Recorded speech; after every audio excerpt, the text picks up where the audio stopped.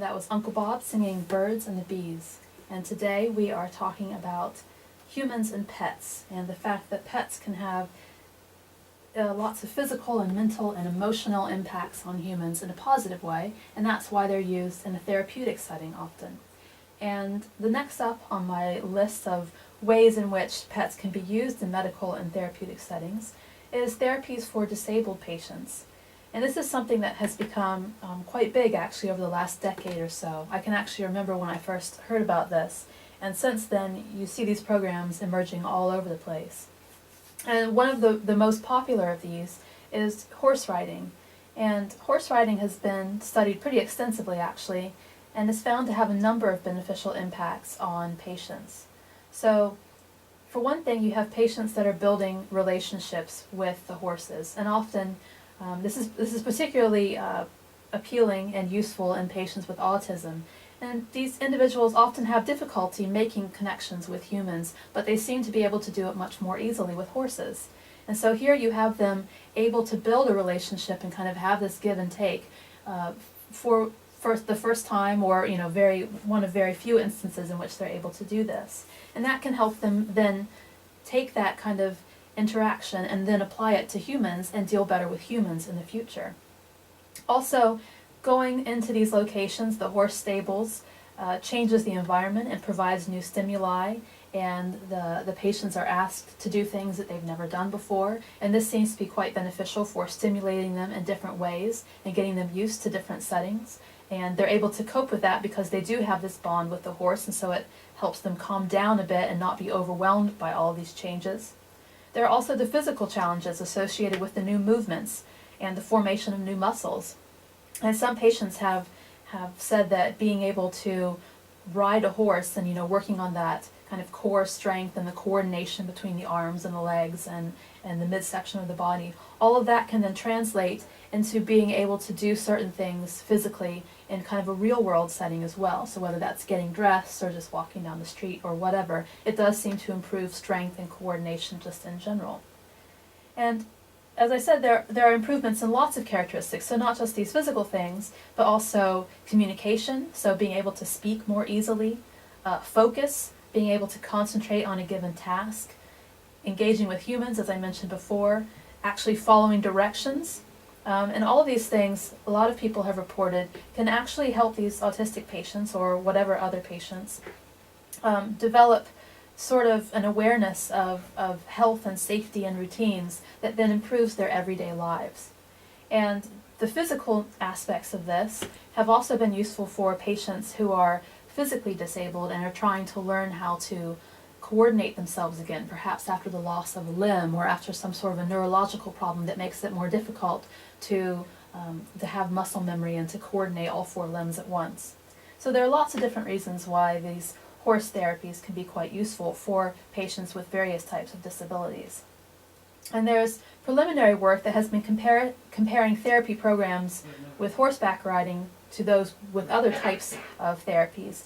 And it suggests that it's the equine activities in particular that are helping all of these improvements to happen. So it's not just the fact that people are out and about and doing something different, but it's specifically the fact that it's related to the horses themselves. Now, pets are also good for stimulating exercise, and this is something that I kind of referred to a little bit earlier when I was talking about those heart patients. And the doctors in that quite early study were suggesting that there was some sort of a connection, whether it was causal or not, that was perhaps indicative of the fact that having pets was associated with also being in the condition to be able to move about and do things that are associated with taking care of that pet. So for instance, taking a dog on a walk. And in fact, people who have pets are more likely to get the minimum amount of weekly recommended exercise. And they're also more likely, when they go out on their walks, to move faster than people without a pet. So their exercise regime is definitely improved in some way or another. And sensitive and at-risk groups also seem to benefit from having a pet. So that includes pregnant women, the elderly, and those who are recovering from health problems such as heart attacks. Children and adolescents, and also patients with diabetes. All of these people have been studied in different ways. And they found that those who have dogs in particular, but pets in general, and are active with them in some way or another, tend to do better than people who don't. And pets are also quite good for not just stimulating exercise, but in general increasing awareness and encouraging exercise regimes. And so many people who are interested in diets and kind of healthy lifestyle, healthy living, have investigated the use of pets to try to help patients lose weight and keep it off. And so they have actually performed some studies that have shown that people who have pets and take them out with them on walks do tend to do better with weight loss programs, and over the long term are able to then keep off the weight that they do lose. It probably also doesn't hurt that you have a buddy there to help you, just like when you have a human buddy that you go to the gym with. It's kind of someone to distract you from what maybe otherwise would be kind of a painful and uncomfortable bit of exercise. Now, animal interventions have also been studied quite extensively in the context of depression and clinically depressed patients. And this is also one of the quite early ways in which animals and pets have been studied in a more scientific way and not just kind of with correlations. Now, one type of intervention is called care farming or green care. And this basically is kind of a broad program that encourages patients to get outdoors. And one way in which you can do this is to get outdoors in kind of an agricultural setting and interact with animals that are kept on farms. So you've got things like cows and pigs and sheep and goats and that sort of thing. And there was one Norwegian study that actually came out earlier this year, I think in the summer, where patients were encouraged to engage in green care on dairy farms. And there were patients who volunteered for this, and so some patients chose to go a more traditional therapeutic route, and some patients chose to enroll in the green care program. And these doctors examined both sets of patients in order to see how they responded to going through the therapy and how long their depression seemed to stay away after they had undergone these different activities. And the individuals who were routed towards the human-cow interactions could do whatever they wanted. So they showed up on the dairy farm and were said, okay, here are the cows, how would you like to interact with them? So they could groom them, they could buck their stalls, they could feed them, that sort of thing. And the improvements that they found included decreases in the extent of depression and also higher levels of self-efficiency. And it seemed that the patients who were enrolled in the dairy farm activities seemed to do a bit better than the patients who were undergoing traditional therapies. However, and it is important to note this, a lot more research is needed because this wasn't a really strong study. There weren't lots of people involved. This was just kind of preliminary research to see whether this is a field that deserves more investigation in the future. But certainly the act of caring for animals outside does seem to, if nothing else, be something that might be pursued as an addition to traditional therapies, because people did seem to respond quite favorably to it, and they also reported being quite happy just being outdoors and interacting with the cows. Also, improvements have been seen in patients who have experienced trauma, and this is particularly true among military veterans, and there are several different programs that have been established to help military veterans who are returning home from the front lines. And again, this is work that's kind of preliminary, but there is a lot of evidence that vets who interact with shelter dogs, for example, in the setting of obedience training, are able to readjust to their new environments much better. And again, just like with the cow study, if nothing else, the veterans did express that they experienced quite a lot of pleasure and satisfaction during the experience, and it made them look forward to actually going through these occupational therapy meetings and activities. So even if it wasn't actually making them adjust any better, although there was evidence of that, it certainly was helping them complete the program that they had been assigned to do. And so that right there is something that would be a benefit, just getting them to go all the way through the program just because they're looking forward to seeing a dog once a week. There have also been examples of where animal-assisted therapy dogs have been sent to Iraq and Afghanistan in order to give soldiers kind of a reminder of home and help them de-stress a bit. And there are, in fact, many stories of soldiers returning home with pets. I'm actually not sure how often this happens in the UK, but certainly when I'm at home in the US, I hear lots of stories about how there are dogs that have been adopted by troops that are stationed abroad, and they manage to get them back to the U.S. with them because of that very strong bond that forms and how it helps them kind of get through their station in this really difficult terrain and this quite stressful environment. And of course, All of these things are going to have benefits to animals as well, because when you've got shelter dogs, as these ones who are being used by the veterans, when they're in these environments where they're getting socialized and they're interacting with people more, then they tend to kind of relax a bit more around humans and be a bit friendlier. They get used to also to the dogs that they're around, and this makes them just in general more appealing to people that come in to adopt them. And researchers have found that the dogs that participate in these activities do tend to get adopted more. And so this is going to benefit both humans and animals, which obviously is kind of a win-win and makes you want to pursue this sort of program much more in the future.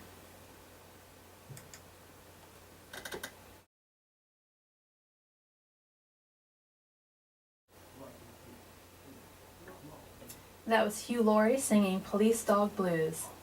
And we are talking about pets today, humans and pets, and the important positive effects of pets on humans' mental health and emotional health and also physical health.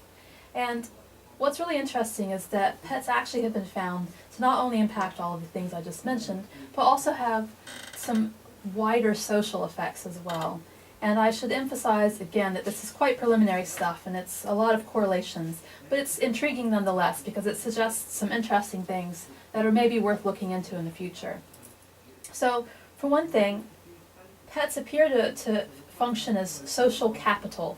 So if you see pets in a neighborhood, you tend to think that it's a friendlier place and you're more inclined to want to move there or to spend time there. Also, there have been studies that have found that whenever people have pets with them, that other people are more likely to approach them and discuss things with them and make friends with them. That's probably something you've noticed yourself if you've ever taken a pet out for a walk somewhere or gone to the park and let it run free. These results may be related to the fact that people who own pets tend to have different demographic characteristics than those who don't. So for instance, they might be in a different age range, have a different marriage status, family status, amount of wealth, education, etc. But it also might simply be down to the fact that when you've got a pet, you are seen as someone who's friendly because if the animal likes you, well then maybe a human might like you as well. Also, there's been some quite interesting work on support dogs, so dogs that are kept for hearing and seeing eye purposes. And in addition to doing these jobs, there's strong evidence that these animals also provide their owners with a sense of security that helps them venture out into society. And if you've ever talked with anyone who has a seeing eye dog or a hearing dog, you know that they can have quite an intense bond with their pet. But also, these animals do just kind of relax them in general and make them feel that they are more sure of themselves. And that helps them go out and socialize with other people and be not just in their house all day, but out in the world. And this can just generally improve the kind of emotional and mental state of these people. Also, having these dogs around can instigate interactions with other people and facilitate better integration of these people with handicaps in their family and also within the wider community.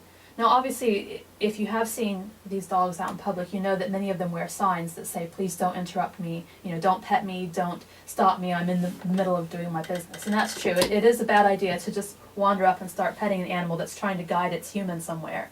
But whenever people have these animals and they're kind of stationary, the dogs are off duty, it does seem to help these people interact with people around them in the community and make them feel more widely accepted instead of kind of shunned and sitting in the corner by themselves and not interacting that much.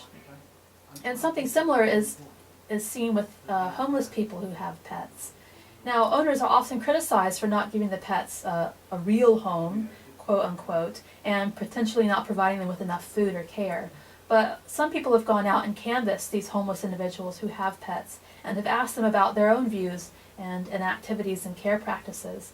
And many of them feel that they actually give the animals more freedom and a better life than they might have had with other owners, because these animals are able to kind of roam free and they're not stuck in a house all day. And they also feel, if they had this pet before they lost their home and before they lost their job, then why should they give the pet up to new owners? And that might scare it even more than staying with its traditional owner.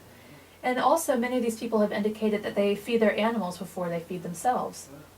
And so actually having these animals in many ways might not only not be detrimental to the pets, but would be quite helpful to these homeless people who would otherwise be completely on their own out on the streets.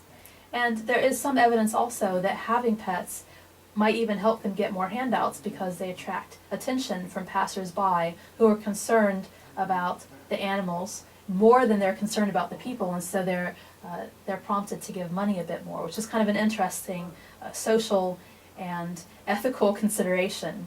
And there is a lot of interest in understanding the dynamics here and whether these pets can help bridge the gap between homeless people and the rest of society, whether they do in fact make being homeless a bit easier to bear. What are the implications for homeless people that want to go to shelters, but the shelters might not want to take on any animals, and that sort of thing.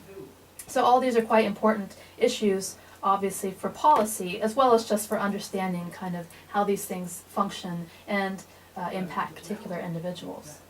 And this sort of thing, as well as all the other stuff that I've been talking about in the program today, kind of falls under the purview of a new program that's been recently developed, funded by the National Institute of Health and also a major pet food manufacturer, to understand human-animal interactions. And this program provides grants for projects on child development, physical, psychological, and therapeutic treatments, effects of animals on public health, looking at disease, for example, and looking at the reduction of problems associated with surgeries and going to the hospital, all sorts of things. And basically what they've recognized is what I've emphasized several times already, which is that right now we have a lot of correlations, and we've got some good anecdotes, and there are some preliminary studies that have provided some decent scientific data, but there's nothing that's been really extensive, there's nothing that's been really firmly concluded statistically. And so what they're trying to do is move this whole field forward in order to understand more fully what it is that causes this link between humans and pets. You know, why did it emerge over the years? What is the mechanism behind it? And how can this be harnessed in order to make both people and pets healthier?